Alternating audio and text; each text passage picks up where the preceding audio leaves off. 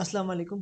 मेरा नाम मोहम्मद असीब है। आज का टॉपिक मोस्ट इम्पोर्टेंट टॉपिक है और हम बात करेंगे सस्पेंशन से किस तरह हम निकल सकते हैं और किन किन चीज़ों का हमने ख्याल रखना है।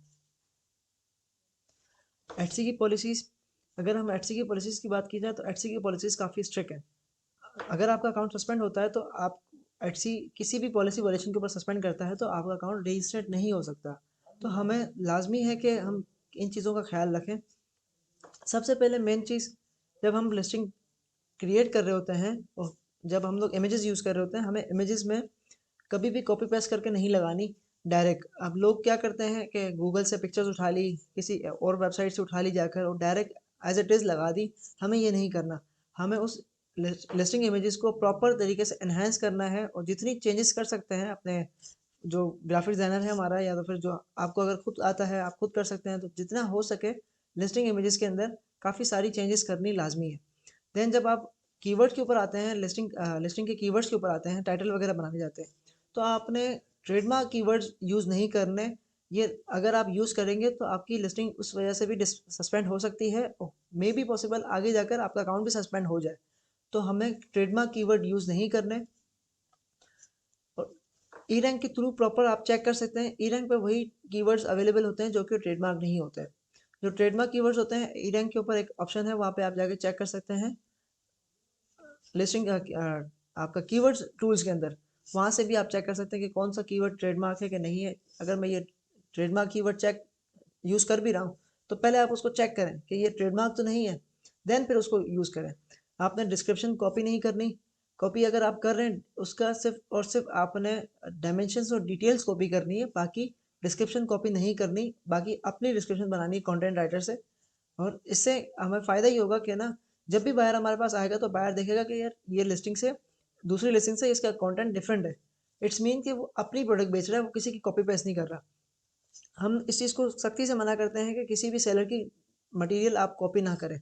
अगर आप करेंगे तो इसकी सस्पेंशन आएगी और फिर आपका अकाउंट सस्पेंड हो जाएगा और वो कभी रीइंस्टेट नहीं होगा। और अगर हमारा नया अकाउंट है, वो सस्पेंड हो जाता है, हमने कोई सेल नहीं की, कोई प्रोडक्ट लिस्ट नहीं की, हमारा अकाउंट सस्पेंड हो गया, तो वो होता है रोबोटिक सस्पेंशन। रोबोटिक सस्पेंशन में ये सिंपली ये होता है कि वो चेक कर रहा होता है ईबे की तरह। ईबे में भी इसी तरह ही है कि चेक करता है कि सेलर एलिजिबल, ओरिजिनल सेलर है, जेन्युइन डेटा लेकर आया है। अब खुद सेलर जो जिसका डेटा है वो खुद है या नहीं, तो हम उसको रिक्वेस्ट करते हैं एचसी को कि मेरी नई शॉप है, इसको ओपन कर दें। इसमें आपने एक टेम्पलेट बनाना है, वो टेम्पलेट भी मैं आप लोगों से शेयर कर दूंगा, वो अभी आप देख लीजिएगा। और ये आपने उनको सेंड कर देना है डायरेक्ट उनकी पोर्टल के थ्रू। एटसी 2 से 3 दिन में रिप्लाई कर देता है। अगर आपने कोई पॉलिसी वॉलेट नहीं की है तो आपका अकाउंट रीस्टोर कर देगा। अगर कोई इस तरह की पॉलिसी वॉलेट की है जिसका आपको कहा गया था कि इन पॉलिसीज़ को ख्याल रखिएगा, तो वो एटसी आपका अकाउंट रीइंस्टेट नहीं करेगा। और अगर कोई नहीं की तो इजीली वो रीइंस्टेट हो जाता है। इन केस अगर हमारी कोई प्रोडक्ट इस तरह की है कि हमारी प्रोडक्ट की वजह से हमारा अकाउंट सस्पेंड हुआ है, तो हम किस तरह से बात करें। हम लोग मोस्टली क्या करते हैं कि हमारे पास ऐसा कोई प्रोडक्ट लगा हुआ था जिसके ऊपर सेल काफ़ी अच्छी आ रही थी, उसकी वजह से एटसी ने अकाउंट सस्पेंड कर दिया। तो हमें प्रूफ करना होता है एटसी को। अब पाकिस्तान से भी आप वो जो प्रोडक्ट, ऐसा प्रोडक्ट आप सोर्स करें कि ईजिली आपको पाकिस्तान में उसका मैन्युफैक्चर मिल जाए।